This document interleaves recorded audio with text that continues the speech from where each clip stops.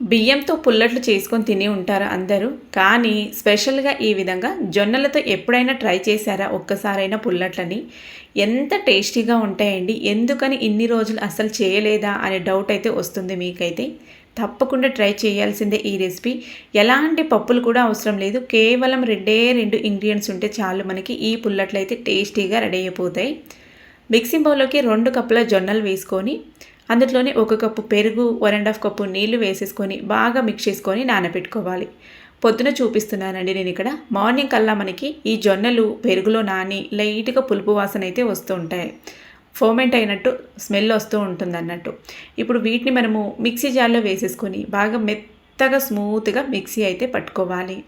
మనకి బరువు తగ్గాలనుకున్న వారికి, డైట్లో ఉన్న వారికి, షుగరు, డయాబెటీసు ఇలాంటి ప్రాబ్లమ్స్తో ఫేస్ చేసే వారికి, అలాగే బాగా డైజెషన్ అవ్వక కాన్స్టిపేషన్స్తో బాధపడుతూ ఉంటారు కదా, అలాంటి వారికి చాలా బాగా హెల్ప్ అవుతుంది. అలాగే ఇంట్లో పెద్దవాళ్ళు ఉంటారు కదండి, జొన్న రొట్టెలు రాకుంటాయి వాళ్ళకి చేసి పెట్టడానికి. జొన్న రొట్టెలు రాని వాళ్ళు కూడా చాలా ఈజీగా ఇవైతే చేసుకొని తినొచ్చు. టేస్ట్ కూడా చాలా బాగా ఉంటాయి. ఇప్పుడు మిగిలిన నేను ఇక్కడ అన్నీ ఒకేసారి యాడ్ చేయలేదు నీళ్ళనైతే, కొన్ని వేసేసుకుంటున్నాను. కన్సిస్టెన్సీ బాగా స్మూత్గా రవ్వ లేకుండా మెత్తగా వచ్చేలాగా చూసుకోవాల్సి ఉంటుంది బ్యాటర్ అయితే. మొత్తానికి ఈ విధంగా అయితే మిక్సీ పట్టేశానండి. దీన్ని మిక్సీ బౌల్లోకి అయితే వేసేసుకుందాం. మనకి ఇక్కడ టేస్ట్ చూసుకొని ఉప్పు అయితే వేసుకోవాల్సి ఉంటుంది. ఎందుకంటే జొన్నలు పెరుగులో పులిసాయి కాబట్టి, అందుకే కొంచెం పులుపు ఉంటాయి కాబట్టి నేనైతే ఇక్కడ ఉప్పు వేయలేదు, చూసి వేసుకోవాల్సి ఉంటుంది. అంత బ్యాటర్ని ఒకసారి బాగా మిక్స్ చేసుకోవాలి. పిండిని మనము పులియపెట్టుకునే అవసరం లేదండి. పిండి రుబ్బుకున్న వెంటనే వేసేసుకోవచ్చు. అదే ఇక్కడ ప్లస్ పాయింట్ అన్నట్టు.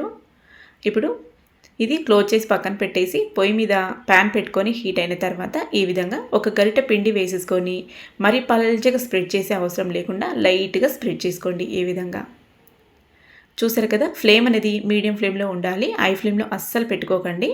ఇప్పుడు లైట్గా సైడ్లకి మిడిల్లో కాస్త నూనె వేసేసుకొని ఈ విధంగా కాల్చుకోవాలి. నూనె నచ్చని వాళ్ళు నెయ్యి కూడా వేసేసుకోవచ్చు. చూసారు కదా, మనము పిండిని పులియపెట్టకుండానే మనకి ఇక్కడ పులియపెట్టినట్టు బబుల్ కింద హోల్స్ అయితే వస్తున్నాయి ఈ దోశలకి. మూత క్లోజ్ చేసుకొని ఈ విధంగా కాల్చుకుంటే పైన పిండి అనేది పచ్చిదనం లేకుండా తొందరగా స్టీమ్ అయిపోతుంది. ఇప్పుడు దీన్నైతే నిదానంగా తీసేసుకొని రెండో సైడ్ కూడా కాల్చుకోవాలి. లేదంటే ఒకే సైడ్ కూడా కాల్చుకోవచ్చు. నేనైతే 2 సైడ్ల కాల్చుతూ ఉన్నాను. చూసారు కదా, కలర్ కూడా ఎంత మంచిగా వచ్చింది కదా, ఎర్రగా అన్నట్టు. ఇదే విధంగా 2 వైపులా కాల్చుకున్నామంటే మనకి జొన్నలతో పుల్లట్టు అయితే రెడీ అయిపోయింది. నచ్చిన చట్నీతో సర్వ్ చేసుకోవచ్చు. పల్లీ చట్నీ, కొబ్బరి చట్నీ, లేదంటే టొమాటో చట్నీ, ఏ చట్నీతో అయినా సర్వ్ చేసుకోవచ్చండి. నచ్చినట్లయితే తప్పకుండా ట్రై చేసి ఈ రెసిపీ గురించి మీకు ఏమనిపించిందో మీ ఒపీనియన్ అయితే షేర్ చేసుకోండి. నెక్స్ట్ మళ్ళొక హెల్తీ రెసిపీతో అయితే కలుద్దాం. బాయ్.